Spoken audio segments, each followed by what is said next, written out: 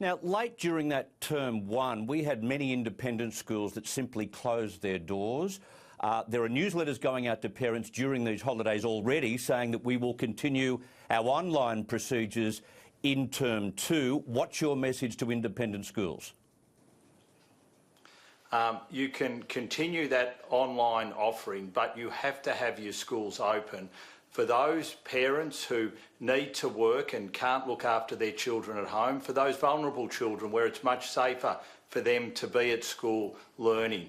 So what we want from you is to give parents that choice, that if it's not safe for their children to be at home alone or because of vulnerabilities, that they can go to school and get that learning offering at school. Now, it can be the same learning offering if you're teaching remotely online, then they can come in and do that in a supervised fashion at school, but they have to be offering parents that choice. Otherwise? Well, we've made it a condition of their funding. So I've written today to all independent schools to say that this is a condition of the funding that you get from the Commonwealth Government. Is there any concern within the National Cabinet amongst education ministers or even the medics, the Deputy Chief Medical Officers, that some of these students who've been around, mixing in the community at shopping centres, etc., could be importing the virus back into schools now that they've had a break? So the advice from the medical expert panel, which is made up of the Commonwealth Chief Medical Officer and all state and territory Chief Medical Officers, is that it's safe for children to go to school. Now, that advice is updated regularly, but it's been very consistent right through the pandemic so far, that it's safe for children to go to school. Now, we continue to seek advice from them on this and other matters, and if that advice changed, then the government's position would change. But that advice has been clear right throughout this pandemic. Now, I'm the father of a Year 12 student. I can't believe they've got the rough end of the pineapple here. It's been a terribly disrupted year for their most important year. What will eventually be decided, and when will it be decided what to do with Year 12 students and their HSC and equivalent certificates in other states and territories? So for all Year 12 students, you will get an ATAR for 2020. There will be no Year 13, there will be no mass repeating. All education ministers from right across the nation have said that you will get an ATAR for 2020. So your dreams of going on to university, going on to vocational education or into employment, they will be realised. You do this year, you'll get an ATAR ranking for it, and then you can go and pursue your dreams. So do they still have to sit for the exams, and when will they be? So we're still looking at that. The Curriculum and Assessment Authorities will report back to Education Council, which is the forum that all state and territory education ministers and the Commonwealth Education Minister comes together in.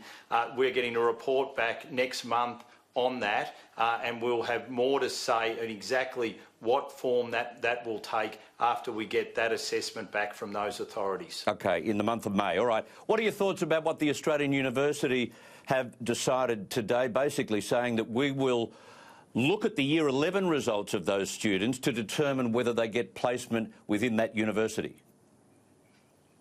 Well, we want our universities to be flexible in the way that they put their offerings forward for this year's Year 12s. ANU have looked at Year 11 as part of their prerequisites for quite some time now. Other universities will look at different things, but overall, the discussions that I've had with the universities so far on this is they're all looking to be flexible to ensure that those Year 12s will be able to go to university next year if that's what they want to do. Now, as a group, all universities seem to be crying poor at the moment. Will taxpayers have to come to the rescue of universities?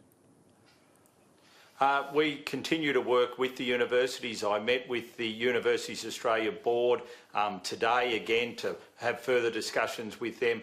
one of the things that we're looking to do, and I continue to have discussions with them on, is how we can ensure that our domestic students are looked after this year and that the places are there for them next year, because we know there will be extra demand that will come onto our university system as Year 12s enter next year and look to go to university. The workforce might not be as strong as it normally is, so there will be requirements for our universities to help skill our young people next year. So we want to make sure that they can carry that load forward. So we continue to have very good discussions, and I'll have more to say on this in the coming days. Okay.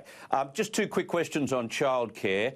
We've seen in the childcare sector so much rorting in the last couple of years. All this money that goes into prop up the childcare sector, can we guarantee that we're going to get value for our buck and no one's going to drain us dry with a rort?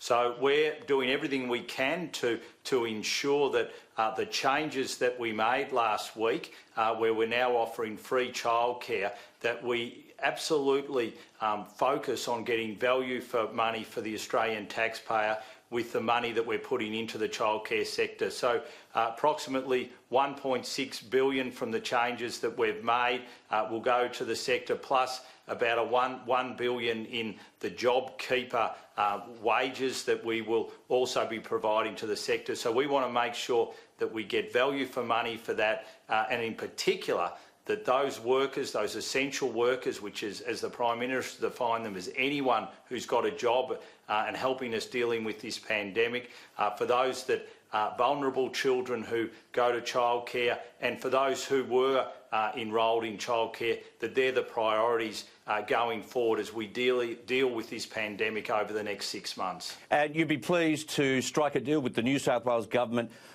supporting government and also local council childcare centres. Where are the other states up to in terms of this?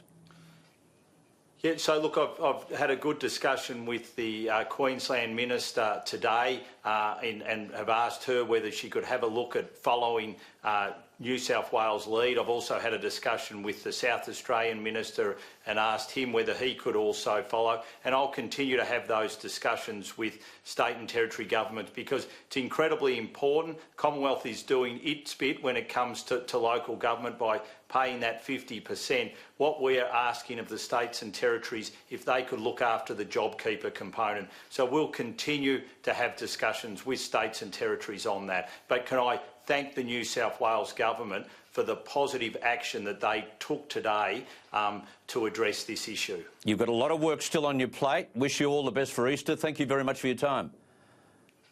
Pleasure, Chris, and happy Easter to you and all your viewers as well.